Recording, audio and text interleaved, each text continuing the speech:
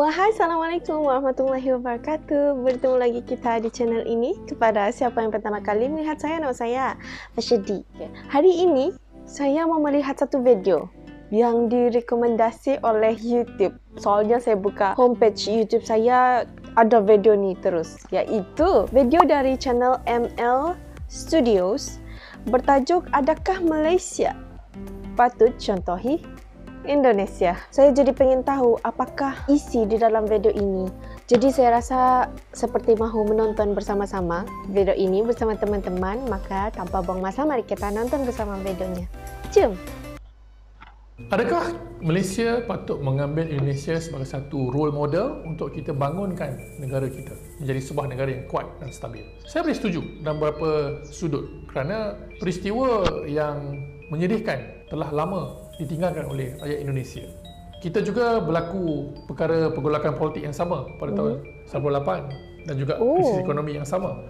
Cuma Indonesia, bagi saya, mereka telah melalui fasa-fasa perik tersebut berbanding kita. Dan alih itulah mereka berjaya menghasilkan pimpinan seperti Jokowi. Dan kita lihat betapa banyaknya pelapis-pelapis mereka yang boleh mewarisi kepimpinan Pak Jokowi. Tapi semua ini tidak bermakna Malaysia tidak ada. Malaysia pun ada. Cuma kita dalam fasa di persimpangan, in transition lagi. Beban politik lama masih belum surut. Watak-watak lama masih lagi merajui perjalanan politik negara. Betul. Jadi ini yang membuatkan Malaysia sukar untuk bangun menjadi seperti Indonesia. Sedangkan Indonesia sudah tinggalkan fasa lampau itu. Inilah yang perlu kita contohi, meremajakan politik negara kita. Dan Alhamdulillah, dengan adanya pertambahan pengundi pertama kali, anak muda khususnya, kita boleh cipta sejarah yang baru. Dari segi material, sebenarnya kita lebih baik daripada Indonesia 20 tahun dululah. Ya, betul. Sekarang ni saya rasa Indonesia sudah berjaya mengatasi kita dari segi ekonomi, segi kestabilan politik. So, ini sekarang Indonesia lebih ke depan daripada Malaysia sebenarnya lah. Satu masyarakat yang lebih terbuka, an open society, di mana perbahasan kepentingan rakyat itu cukup subur dalam media-media massa dan ruangan awam. Inilah satu unsur faktor yang mematangkan demokrasi. Di Malaysia kita kena ingat, benda itu taklah semudah yang disangkakan kerana kita ada banyak sensitiviti perkauman, keagamaan yang melemahkan daya perbincangan sesama rakyat. Takut contoh hal sensitif, bukan? Jadi benda ini saya rasa boleh kita tambah baik melalui perbincangan yang saya katakan tadi. Liberalize kita punya media massa, perbanyakkan perbincangan ilmiah di universiti, di kampus, di kalangan anak muda, bangunkan wawasan yang lebih jelas tentang hal tuju ekonomi negara agar rakyat kita tahu Malaysia ni nak ke mana. Indonesia siapa yang buat? Pak Jokowi. Dia ada wawasan yang besar membuat satu ibu kota yang baru ataupun Nusantara di Kalimantan. Jadi semua ini memberi satu aspirasi buat rakyat bangsa Indonesia untuk maju ke depan. Jadi mereka taklah bercakaran hal-hal kecil. Jadi itu saya rasa kenapa Indonesia lebih ke depan berbanding kita ketika ini. Melting point. Saya fikir Indonesia menjadi lebih terbuka, lebih berdaya saing kerana falsafah perpaduan mereka itu sendiri, iaitu bersifat melting point, asimilasi itu. Itu membuatkan rakyat mereka lebih lunak untuk meraihkan perbezaan, kerana perbezaan itu sudah pun menjadi semakin kecil akibat proses asimilasi itu. Jadi ini yang kita perlu capai di Malaysia walaupun dengan cara yang berbeza.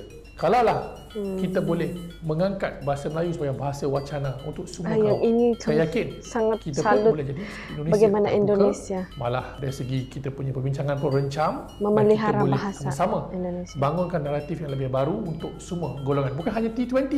Ini kalau kita lihat kat Malaysia, nak cakap hal-hal serius, nak cakap bahasa Inggeris je. Betul. Rakyat marahin tak boleh faham. Sedangkan kita nak ada kesinambungan antara yang di atas dan di bawah. Sebab itulah bahasa kebangsaan itu mampu mengangkat semua pihak jadi satu untuk memajukan negara. Betul.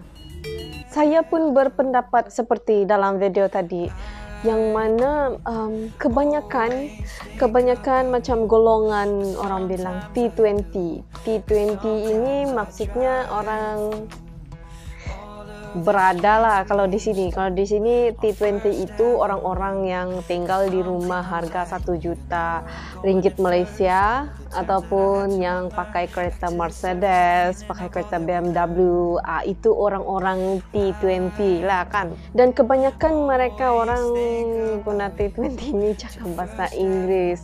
Dan yang sedihnya dalam kehidupan seharian kan, kebanyakan juga yang sekarang menggunakan bahasa Inggris, dan banyak sebenarnya masyarakat yang berasa sedih. Masyarakat Malaysia berasa sedih kerana bahasa Melayu tidaklah begitu digunakan kecuali di dalam dokumen-dokumen. Begitu itu pun sekarang dokumen banyak yang ada bahasa Inggris kerana dengan alasan kononnya Malaysia ini berbilang kaum kononnya, jadi perlu ada bahasa Inggris supaya orang yang cakap bahasa Cina, bahasa India, bahasa Melayu fahamlah kononnya. Sebab itu banyak juga masyarakat Malaysia sangat salut dengan masyarakat Indonesia, sebab bagaimana Indonesia memelihara bahasa Indonesia itu. Sebab contohnya macam orang yang berbangsa Cina di Indonesia tidak pandai cakap bahasa Cina kan?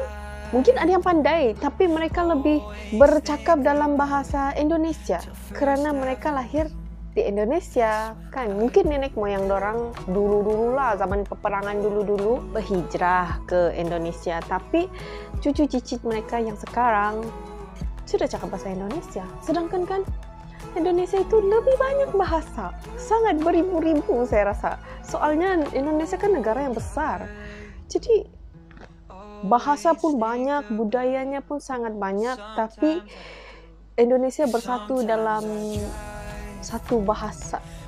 Dan itu sebenarnya sangat-sangat menjadi contoh untuk masyarakat Malaysia. Apa-apapun teman-teman, terima kasih kerana menonton video ini bersama saya. Dan jika teman-teman ada cadangan lain lagi, komen saja di bawah, dan jangan lupa untuk tekan butang like dan tekan butang subscribe. Dan jumpa teman-teman semua di video seterusnya di sini dan juga di sini. Bye, assalamualaikum. Terima kasih kerana menonton.